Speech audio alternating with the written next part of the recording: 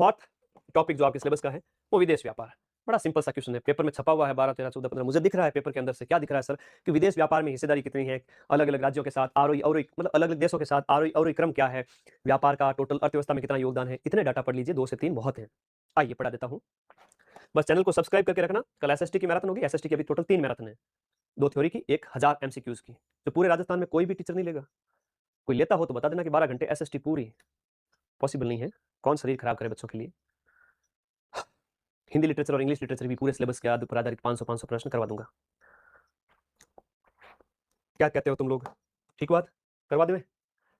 बता दूं? ये चेक करने जा रहे हैं विदेश व्यापार, जो हमने देश अभी लेटेस्ट डाटा आर्थिक समीक्षा का, भारत के आर्थिक और व्यापारिक आंकड़ों के संदर्भ में नीचे दिए गए कथन को बताइए। आर्थिक और व्यापारिक जो आंकड़े हैं व्यापार के संदर्भ में कौन से सत्य है, हम इन आंकड़ों को देखेंगे। तो देखो, वित्त वर्ष 2025 में भारत का कुल निर्यात है वो रिकॉर्ड तोड़ दिया, 825 अरब अमेरिकी डॉलर रहा। और वित्त वर्ष 2026 की पहली तिमाही में ये 418 अमेरिकी डॉलर दर्ज किया गया पहली तिमाही का, और लास्ट ईयर का 825, इस साल वाला पहली तिमाही का 418। दोनों स्टेटमेंट इसमें राइट है।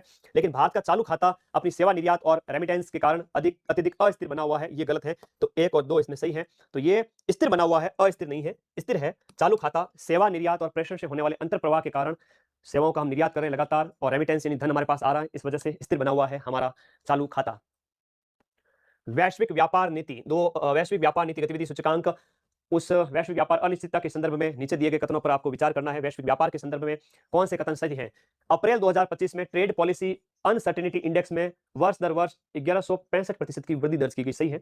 अप्रैल 2025 में जीईपीयू इंडेक्स में वर्ष दर वर्ष 228% की वृद्धि हुई। ये सूचकांक जनवरी 1960 और जनवरी 1997 के बाद अपनी सर्वाधिक अनिश्चितता को दर्शा रहे हैं। तीनों कथन इसमें सही है। एक वैश्विक व्यापार नीति गतिविधि सूचकांक है, याद रहे तो ठीक है, नहीं तो स्किप कर दीजिए, क्वेश्चन नहीं आएगा ऐसा। व्यापार नीति का मतलब टीपीयू जीपीयू कितना क्या बड़ा है इनके संबंध में है। अंतरराष्ट्रीय मुद्रा कोष आईएमएफ के वर्ल्ड इकोनॉमिक आउटलुक, मुद्रा कोष है वर्ल्ड इकोनॉमिक आउटलुक जारी करता है, उसके आंकड़ों के अनुसार दिए गए में से एक स्टेटमेंट है वो खोटा है। कौन सा है? वर्ल्ड इकोनॉमिक आउटलुक है वो मुद्रा कोष का है, और इसके अनुसार एक डाटा है वो गलत है। 3 डाटा सही है, उसको पढ़ लीजिएगा। कैलेंडर वर्ष 2025 के दौरान वैश्विक व्यापार मात्रा में 3% की दर से बढ़ोतरी हुई। ठीक है, व्यापार वृद्धि है वो 3% की दर से।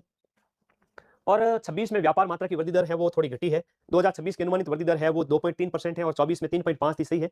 विकसित अर्थव्यवस्थाओं में व्यापार वृद्धि दर उभरते बाजारों की तुलना में अधिक रहने का अनुमान है। तो विकसित अर्थव्यवस्था की व्यापार वृद्धि दर कम है, अधिक नहीं है। ठीक है, तो यहां पर विकासशील अर्थव्यवस्थाओं में वृद्धि दर ज्यादा है, जिसमें ईएमडी वर्सेस एई। एई का मतलब होता है उन्नत अर्थव्यवस्था, और ईएमडी मतलब डेवलप मतलब विकासशील देश।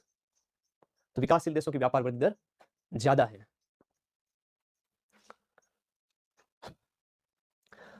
अंकटाड की व्यापार और विकास रिपोर्ट के अनुसार व्यापार साझेदारी की विविधता सूचकांक में भारत का ग्लोबल साउथ यानी विकासशील देश, जो उत्तर मतलब नॉर्थ मतलब विकसित देश और साउथ मतलब विकासशील देश, उसमें हमारा स्थान है वो तीसरा रहा है। ठीक है, अंकटाड की रिपोर्ट है, और ये ट्रेड पार्टनरशिप डाइवर्सिटी इंडेक्स है। भारत का तीसरा स्थान है, चीन और अमेरिका संयुक्त अरब अमीरात हमसे आगे है।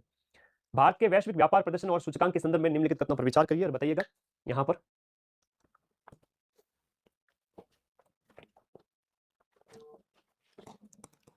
कैलेंडर वर्ष के अंदर वैश्विक पुण्य यानी कि मर्चेंडाइज निर्यात में, वैश्विक पुण्य पुण्य मतलब वस्तुएं निर्यात में भारत की हिस्सेदारी 1.8 से बढ़कर के मतलब एक साल के अंदर जो हिस्सेदारी है उस व्यापार के अंदर 4.3% है। वस्तु व्यापार विविधता संकेतक यानी प्रोडक्ट डाइवर्सिफिकेशन इंडिकेटर में भारत का सूचकांक 0.88 है, और थाईलैंड और चीन के बाद ग्लोबल साउथ में चौथे नंबर पर है। भारत का टैरिफ अनिश्चितता स्कोर 3.2 है। तो इसमें तीनों ही स्टेटमेंट है वो सही है दिए गए। जो इसमें केवल मतलब जो दिए गए में हम बात करें, केवल 3 सही है, बाकी गलत है। केवल 3 है, सी ऑप्शन। भारत का टैरिफ अनिश्चितता स्कोर 3.2 है, और ग्लोबल नॉर्थ में जो सभी देशों से ज्यादा है, और भारत में लचीलापन दिखाता है। जितने भी विकासशील देश हैं उनमें हमारा स्कोर अच्छा है। इसको पढ़ लीजिएगा, टैरिफ स्कोर हमारा कथन सत्य है। वित्त वर्ष 2, अब देखो सीधे सीधे प्रश्न आएंगे। हो सकता है कि तुम बड़े स्टेटमेंट से थोड़ा बोर हो गए हो, लेकिन हकीकत बताता हूं प्रश्न कौन सा आएगा। टैरिफ स्कोर हमारा कथन सत्य है। भारत में लचीलापन दिखाता है। जितने भी विकासशील देश हैं उनमें हमारा स्कोर अच्छा है। इसको पढ़ लीजिएगा, टैरिफ स्कोर हमारा कथन सत्य है। वित्त वर्ष दो, अब देखो सीधे सीधे प्रश्न आएंगे, हो सकता है कि तुम बड़े स्टेटमेंट से थोड़ा बोर हो गए हो, लेकिन हकीकत बताता हूं प्रश्न कौन सा आएगा, ये आएगा। वित्त वर्ष 2025 में भारत का कुल निर्यात, भाई साहब क्वेश्चन आ चुका है, 100% छपेगा, ऐसा क्वेश्चन आपसे पूछा गया है कि वस्तु और सेवा टोटल निर्यात है वो कितने अरब अमेरिकी डॉलर का हमने दर्ज किया है, दैट इज 825 अरब अमेरिकी डॉलर, और पहली तिमाही में 413 अमेरिकी डॉलर। ये आपको याद रखना है, इतिहास का अब तक का सबसे ज्यादा एक्सपोर्ट है और महामारी के बाद में आर्थिक ढांचा का सुधार को दिखाता है। वित्त वर्ष 2025 में भारत के कुल निर्यात में पिछले साल की तुलना में कितनी ग्रोथ देखने को मिली है, दैट इज 6.1% व्यापार में वृद्धि देखने को मिली है निर्यात के अंदर। ये भी इंपॉर्टेंट क्वेश्चन है। वृद्धि दर भी आपसे पूछी जा सकती है, टोटल भी आपसे पूछा जा सकता है, जो 800 प्लस है, 800 अरब अमेरिकी डॉलर। वित्त वर्ष 2025 में किस क्षेत्र के निर्यात में 13% की वार्षिक वृद्धि, निर्यात में 13% की वार्षिक वृद्धि दर्ज की गई, जिसने कुल निर्यात में रिकॉर्ड स्तर तक पहुंचाया है। ये अपना सर्विस सेक्टर का जो व्यापार है उसमें सबसे ज्यादा ग्रोथ हुई है। सेवा सेक्टर 13%, 13.6% है। सेवा व्यापार के इस बड़े अधिशेष सरप्लस ने देश के वस्तु व्यापार घाटे को कम करने की स्थिति में लाके खड़ा किया है। जहां हम एक्सपोर्ट और इंपोर्ट भी करते हैं, बाहर भेजते हैं और आयात यानी मंगाते हैं, तो दोनों के बीच में हमें फायदे में, तो हम फायदे में होंगे तो अच्छा है ना, कुछ तो बचत होती। वित्त वर्ष 2025 में भारत का कुल आयात कितने बिलियन डॉलर, निर्यात 800 बिलियन डॉलर का रहा है, लेकिन आयात भाई साहब कम करना पड़ेगा तभी तो सरप्लस होगा। आयात कितना रहा है बताइएगा 2025-26 में? ये 919 रहा है, कम नहीं, मतलब इसमें 919 बिलियन डॉलर रहा है। आयात के इस आंकड़े में 7% की वृद्धि हुई है। वित्त वर्ष भारत का कुल व्यापार घाटा जो है कितना दर्ज किया गया, टोटल ट्रेड डेफिसिट, व्यापार घाटा जो है वो कितना, वो माइनस करना पड़ेगा। 2025 में हमें व्यापार घाटा लगा है 813 में से 900 वाला अगर आप माइनस कर दोगे तो 94.7 बिलियन रहा है। वस्तु व्यापार प्रवृत्ति, वस्तु व्यापार प्रवृत्तियों के संदर्भ में निम्नलिखित कथनों पर आपको विचार करना है। वस्तु व्यापार प्रवृत्तियों के संदर्भ में लिए गए कथनों पर विचार करना है और कौन सा कथन इसके संदर्भ सही है। वस्तु व्यापार प्रवृत्तियां 2025 में भारत का वस्तु निर्यात है वो, वस्तु निर्यात 437 अरब अमेरिकी डॉलर रहा है। और गैर कथन सत्य है, गैर पेट्रोलियम, गैर रत्न और आभूषण निर्यात जो समग्र वस्तु निर्यात का 78% है, उसने 7.5% की वृद्धि दिखाई है। दोनों कथन सत्य है। अगला है भारत का फार्मास्यूटिकल की जो ग्रोथ है वो कितनी क्या रही है। फार्मास्यूटिकल की जो ग्रोथ है वो 11.2% रही है। फार्मास्यूटिकल के क्षेत्र के तहत समीक्षा अवधि में दवा निर्माण और जैविक उत्पाद निर्यात में कितना हिस्सा रखता है। 2025 के दौरान भारत के दूरसंचार, तो वृद्धि दर है वो आपका टेलीकॉम इक्विपमेंट की जो निर्यात में कितने परसेंट की वृद्धि देखने को मिलती है इस दौरान, टेलीकॉम के अंदर 51.2% की वृद्धि देखने को मिली है। अगला प्रश्न नेक्स्ट देखिएगा, अगले प्रश्न की ओर चलते हैं। वित्त वर्ष के दौरान भारत में पेट्रोलियम उत्पादों के निर्यात में कितने प्रतिशत की वृद्धि हुई। पेट्रोलियम जो उत्पाद है उसको हमने एक्सपोर्ट किया है, बाहर भेजा है, तो उसकी जो वृद्धि है वो आपके 24.7% रही है।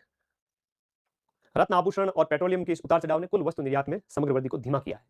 आयात प्रवृत्तियों और विशिष्ट वस्तुओं के आयात प्रदर्शन के संदर्भ में निम्नलिखित कथनों पर आपको विचार करना है।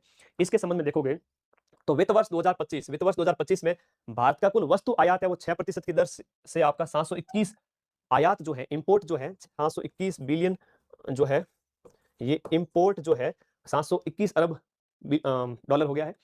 गैर पेट्रोलियम और गैर रत्न और आभूषण आयात में वृद्धि मुख्य रूप से हुई है जो 2024 के अंदर 421 अरब डॉलर की थी। तो गैर पेट्रोलियम, पेट्रोलियम के अलावा और आभूषण वाला सही है, और पेट्रोलियम वाला देखें तो सॉरी वस्तु निर्यात जो है भारत का कुल वस्तु निर्यात, आयात, कुल वस्तु आयात, यहां पर भी आयात, तो पेट्रोल गैर पेट्रोलियम वाला टोटल आयात, आयात को दिखा रहा है, आयात 721 है, 721 अरब डॉलर आयात है। ठीक है। वित्त वर्ष 2025 में भारत का गैर तेल और गैर सोना, इसमें मतलब तेल सोना के अलावा जो है वो पिछले वर्ष के यूएस डॉलर 283 बिलियन से 17% बढ़ करके कितना बिलियन डॉलर है वो पहुंच गया है, 446 बिलियन डॉलर हो गया है, जिसमें सोना, गोल्ड और ऑयल शामिल नहीं है। उसका यहां पर आयात इंपोर्ट है कितना किया गया। वर्ष 2025 में भारत के किस विशिष्ट निवेश और विलासिता वाली वस्तु के आयात मूल्य में 27% की भारी वार्षिक वृद्धि हुई है। ऐसी कौन सी वस्तुएं हैं जिसके जो इंसान के शौक के लिए है, जो इंसान के शौक के लिए है, जिसकी वृद्धि ज्यादा हुई है गोल्ड के अंदर। ठीक है। समीक्षा अधीन अवधि के दौरान निम्न में से किस वस्तु के आयात मूल्य में 38% की सबसे उच्चतम वार्षिक वृद्धि दर है वो दर्ज की गई, किसके अंदर, ये हो जाएगा आपके चांदी के अंदर। भारत के कृषि निर्यात, भारत के कृषि निर्यात प्रदर्शन, कृषि निर्यात प्रदर्शन के संदर्भ में निम्नलिखित कथनों पर विचार कीजिए। भारत के कृषि निर्यात के अंदर दिए गए कथन में से कौन सा कथन कृषि निर्यात के संबंध में सही है, कृषि के निर्यात के संबंध में। तो पहला कथन 2020 से 2025 के दौरान भारत के कृषि निर्यात में 6.9% की वृद्धि दर्ज की गई, और जिससे ये यूएस डॉलर 34.5 बिलियन डॉलर से बढ़कर 51 बिलियन डॉलर हो गया, सही है कृषि के अंदर। और वैश्विक कृषि निर्यात में देश की हिस्सेदारी है वो 2000 में 1% थी वैश्विक कृषि में, और 2024 में कृषि निर्यात में 2% की हिस्सेदारी होगी। और मूल्य के आधार पर दूसरा सबसे बड़ा कृषि उत्पादक हो गया। भारत में अगले 4 सालों में कृषि, समुद्री उत्पाद और खाद्य और पेय पदार्थों के निर्यात में $100 अरब पहुंचने की बात है। तीनों ही कथन एग्रीकल्चर निर्यात के संदर्भ में सही है। 2024 में 1080 ग्रीनफील्ड परियोजनाओं के साथ भारत विश्व में कौन से स्थान पर रहा है? 2024 में ये चौथे स्थान पर रहा है। नई जो मुख्य परियोजना के पास में एक परियोजना, जैसे हवाई अड्डा है तो उसके पास में एक हवाई अड्डा बनाया गया तो उसे ग्रीनफील्ड कहा जाता है, जो उसके मुख्य घटक को सहायता प्रदान करता है। इसमें हम चौथे नंबर पे रहा है। ग्रीनफील्ड परियोजनाओं में हम चौथे नंबर पे रहे हैं। ग्रीनफील्ड डिजिटल निवेश के मामले में शीर्ष 3 देशों का क्रम कौन सा रहा है? तो ये आपका यूएसए है, अमेरिका, फिर यूनाइटेड किंगडम और फिर आपका यूएई रहा है। और इसके बाद चौथे नंबर पर भारत का नाम आता है। किसके अंदर? आपके ग्रीनफील्ड डिजिटल निवेश के मामले में। विदेशी ऋण यानी फॉरेन डेब्ट के मामले में G20 देशों के भीतर भारत की रैंकिंग है वो 11वें क्रम की रही है। G20 विकासशील देशों में हमारी हिस्सेदारी 11वीं रही है।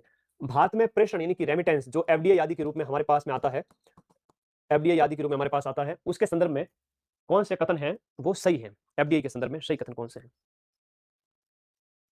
आगे आ जाओ।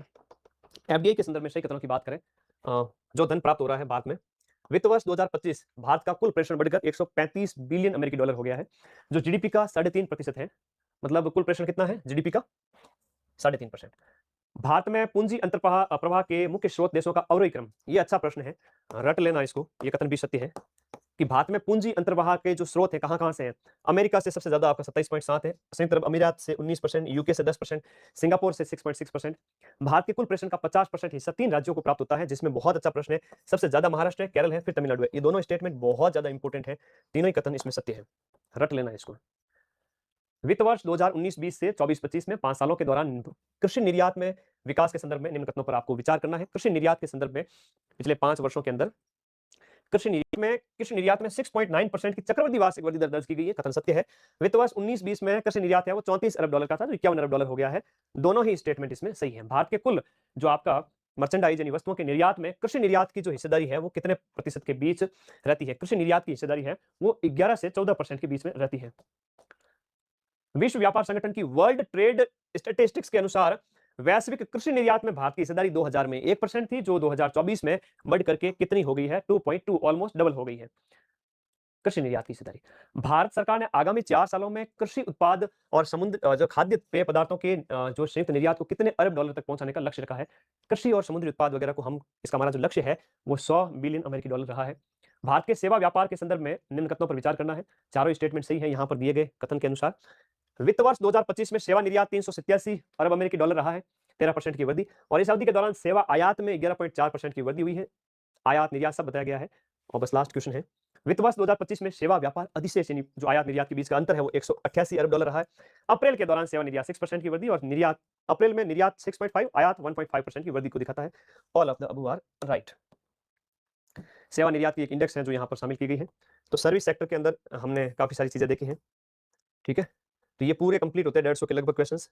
पीडीएफ में टेलीग्राम पे डाल दूंगा। Man data